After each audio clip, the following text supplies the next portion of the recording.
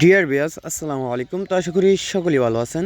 তো আজকে আপনাদের মাঝে আলোচনা করা হবে আপনারা কিভাবে সিলভার মাছ চাষ করে মাত্র 4 থেকে 5 মাসে 2 কেজি ওজন আনতে পারবেন।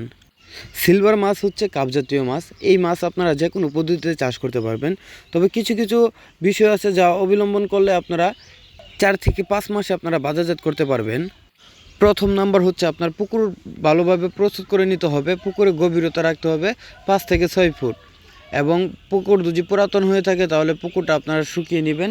আর যদি নতুন পুরাতন হয় তাহলে আপনারা চুন সার এগুলো প্রয়োগ করবেন। আর যদি পুকুর শুকানো সম্ভব না হয় তাহলে আপনারা পুকুরে ট্যাবলেট প্রয়োগ করে আপনারা অবঞ্চিত মাছ মেরে ফেলে আপনারা পুকুরে মাছ চাষ করতে পারবেন। এবং নতুন পুকুরের ক্ষেত্রে আপনারা প্রতি শতকে 1 কেজি হারে চুন প্রয়োগ করবেন এবং টিএসপি সার ইউরিয়া সার আপনারা প্রতি শতকে 150 গ্রাম হারে প্রয়োগ করবেন। এবং 7 দিন পর দেখবেন আপনারা পুকুরের পানি কি সবুজ আকারে আসে নাকি।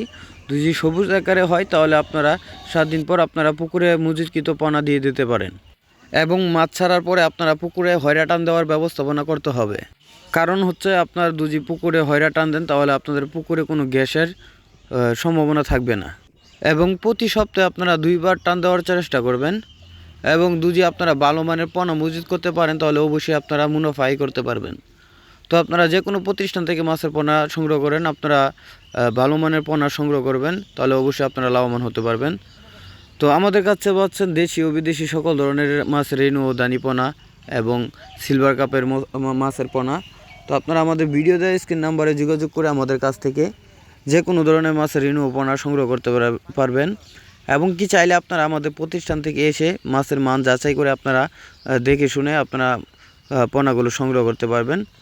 তো যারা মাছের বিষয়ে আপনাদের ধারণা নাই, নতুন চাষিদের ক্ষেত্রে বা আপনারা পুকুর প্রস্তুত বা মাছের জীবাণু আক্রান্ত বা পানি দূষিত এগুলোর বিষয়ে ধারণা নাই, তারা আমাদের ভিডিওতে স্ক্রিনের নাম্বারে যোগাযোগ করে আমাদের কাছ থেকে সঠিক পরামর্শ নিতে পারবেন।